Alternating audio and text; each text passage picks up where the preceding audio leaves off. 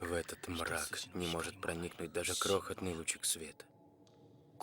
Сколько я уже лежу здесь, в этой кромешной тьме.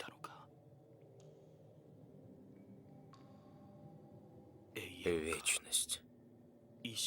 А порой кажется, что мгновение. И я ничего не чувствую. Словно мое тело парит в воздухе. Как узнать, верен ли еще мне мой рассудок? Или я давно утратил его? И все же, в этом мире, похожем на скорлупу, есть то, что мне предельно ясно.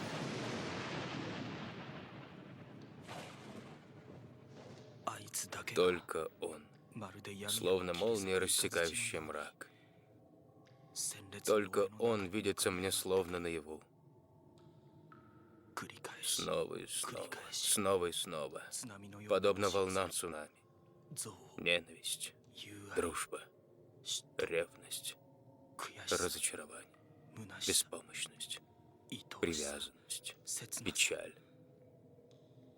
Все это сплетается в гигантскую воронку.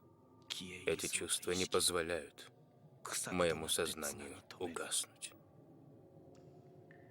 Ты, из-за кого меня заточили в этом кромешном мраке, теперь станешь источником моей жизни. Он, чья жизнь когда-то принадлежала мне, в какой же момент я начал полностью зависеть от него? И теперь в моем сознании его образ столь ярок, что причиняет моим глазам боль.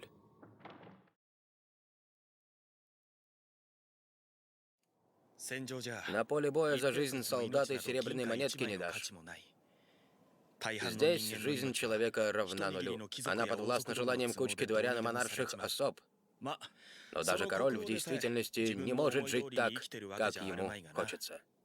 Мы все плывем по водам бурного потока, именуемого судьбой. Но потом наше время истекает, и река жизни пересыхает, прежде чем мы успеваем понять, кто мы. В этом мире должен быть один человек, чья судьба – ключ к власти над миром, и неважно, какое положение занимает этот человек.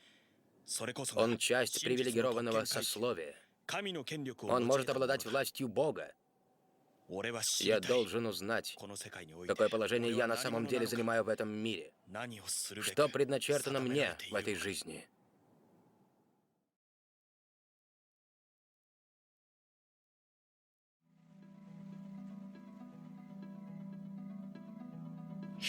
Человек достает меч из ножен, чтобы защитить крохотную рану в глубине сердца. Она возникла в далеком прошлом, в дальнем закоулке его памяти. Человек взмахивает мечом, чтобы с улыбкой на устах покинуть жизнь в далеком будущем, недосягаемом для его памяти. Почему столь многие посвящают себя делу кровопролития? Вы задали мне этот вопрос во время охоты. В самом деле, видимо, в каждом мужчине есть что-то от варвара. Однако обоюдоострый меч, который помогает обретать бесценные вещи, можно использовать и для их защиты. Бесценные вещи? Защищать родных и любимых? Кто-то ценит их превыше всего.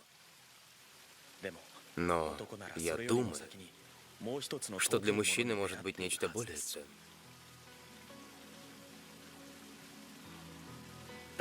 И он добивается этого ради себя, а не ради кого-то еще.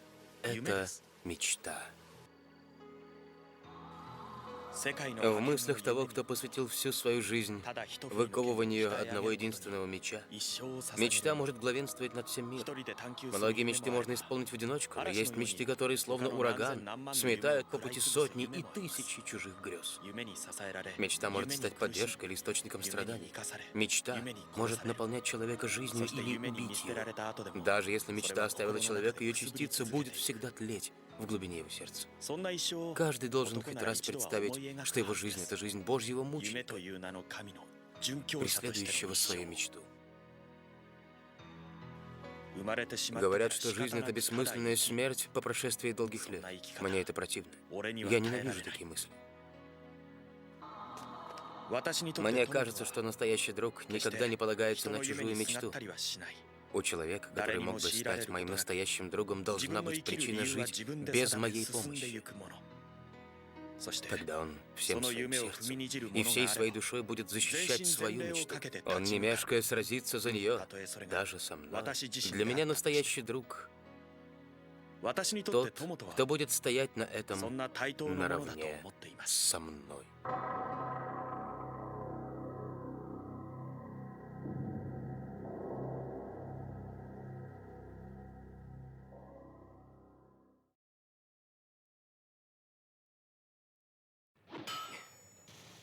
Годо, почему ты занялся ковкой мечей? В моем роду это потомственное ремесло. Тебе оно нравится? Не знаю. Как не знаешь? Я взял в тиски сталь, прежде чем научился ходить. Я кую железо на наковальне. Не думай, нравится мне это или нет. Я так хотел ковать лучшие мечи, так хотел стать лучшим в своем деле, что слишком быстро стал стариком. Если ты меня спросишь, почему я до сих пор кую мечи, я ничего тебе не отвечу. Но кое-что нравится мне в этом ремесле. Что же? Искры. Мне нравится смотреть на них. Они меня притягивают. В то мгновение, когда они вспыхивают, я чувствую, будто это сверкает моя жизнь.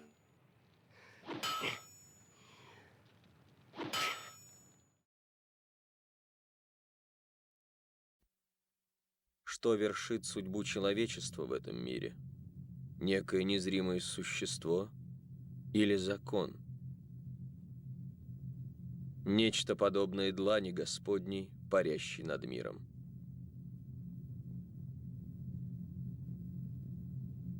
По крайней мере, истина то, что человек не властен даже над своей волей.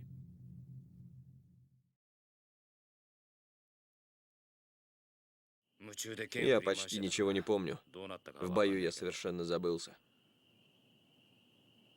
Но сказать откровенно, кое-что я никак не мог выкинуть из головы. В сравнении с тем, что делаешь ты, то, что я сразился с сотней воинов, не значит ничего.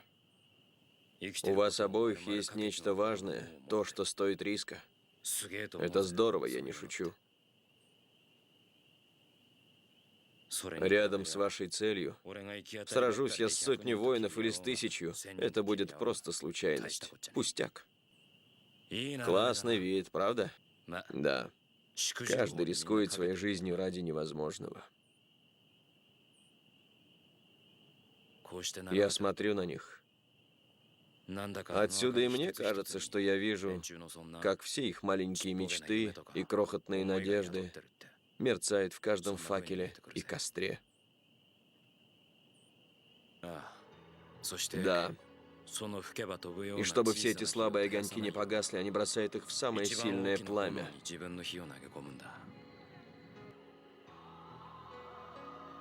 И все же моего огня там нет. Пожалуй, я просто остановился погреться у их костра. И вскоре пойду дальше.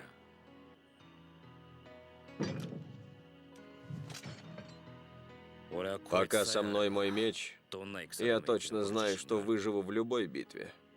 Год за годом я убеждаюсь в этом. Я всегда выживал, даже в самых безнадежных сражениях. И на этот раз. Но то, что я выживаю на самом деле, неважно. Сколько я себя помню, я всегда сражаюсь. Главарь наемников, воспитавший меня, учил меня только тому, как управляться с мечом. У меня ничего не было, кроме меча. Я не хочу умереть. Но для меня это была единственная причина. Я понял, что сражаюсь лишь потому, что умею только размахивать мечом. Прежде всего, я был готов просто вступить в тот бой, предоставив другим искать истинный повод для схватки.